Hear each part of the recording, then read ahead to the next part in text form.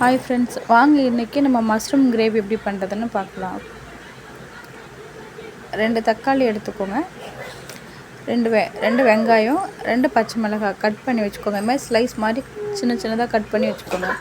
இப்போ அடுப்பில் ஒரு கடாயை வச்சுட்டு கொஞ்சமாக எண்ணெய் ஊற்றிக்கோங்க. ஆயில் சேர்த்துக்கோங்க. நான் ஒரு 3 ஸ்பூன் கிட்ட ஊற்றிருப்பேன். இப்போ பெருஞ்சீரகம் இருக்கு இல்லையா, சோம்பு, அது 1 டீஸ்பூன், 2 பச்சை மிளகாய், பிரியாணி இலை, பட்டை, கல்பாசி, ஒரு முந்திரி பருப்பு, அப்புறம் கசகசா இருக்கு இல்லையா, அது கொஞ்சமாக போட்டுக்கோங்க. இப்போ நம்ம நறுக்கி வச்ச வெங்காயத்தை சேர்த்துக்கலாம். ஒரு 10 நிமிஷத்துக்கு அதை நல்லா கொஞ்சம் வதக்கி விடுங்க. இது மாதிரி வந்ததுக்கப்புறம் இப்போ நம்ம தக்காளி சேர்த்துக்கலாம். அதில் தக்காளி சேர்த்து அதையும் கொஞ்சம் நல்லா லைட்டாக அந்த வதங்குற அளவுக்கு நல்லா வதக்கி விடுங்க. இப்போ நம்ம மஷ்ரூம் கட் பண்ணிக்கலாம்.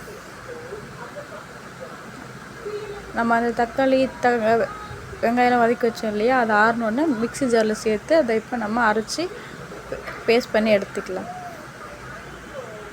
இப்போ நம்ம அதே கடாயில் கொஞ்சம் எண்ணெய் விட்டு அதில் மறுபடியும் கொஞ்சமாக பெருஞ்சீரகம் போட்டு இப்போ கருவேப்பிலை போயிட்டு நம்ம அரைச்சி வச்சுருந்த அந்த மிக்ஸரை சேர்த்து கூடவே அந்த மிக்ஸி ஜாரையும் கொஞ்சம் கழுவி அதுக்குள்ளே சேர்த்துக்கோங்க.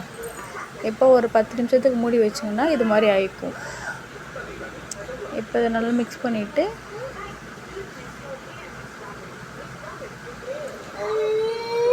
நம்ம வெட்டி வச்சுருந்த அந்த மஷ்ரூம் இருக்கு இல்லையா, அதை சேர்த்துக்கலாம்.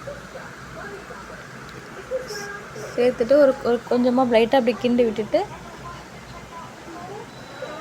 இப்போ 1 டீஸ்பூன் உப்பு சேர்த்துக்கோங்க. தண்ணி சேர்க்க வேண்டாம், உப்பு சேர்த்துக்கோங்க. ஏன்னா இது நம்ம மூடும் போது அதுலேயே தண்ணி வரும்.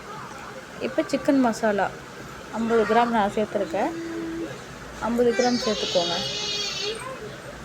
திரும்ப தட்டு போட்டு அது ஒரு 5 நிமிஷத்துக்கு மூடி வச்சோம்னா 5 நிமிஷம் கழித்து பார்த்தா இந்த அளவுக்கு நல்லா கொஞ்சம் கிரேவி மாதிரி வந்துடும். இந்த டைமில் நம்ம இப்போ கொஞ்சம் தண்ணி சேர்த்துக்கலாம்.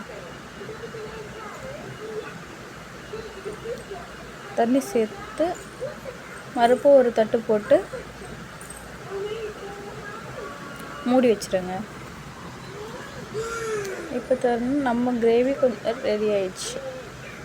இப்போ நம்ம இட்லி, தோசை, சப்பாத்தி இல்லை ரைஸ் இது கூட சேர்ந்து சர்வ் பண்ணிக்கலாம்.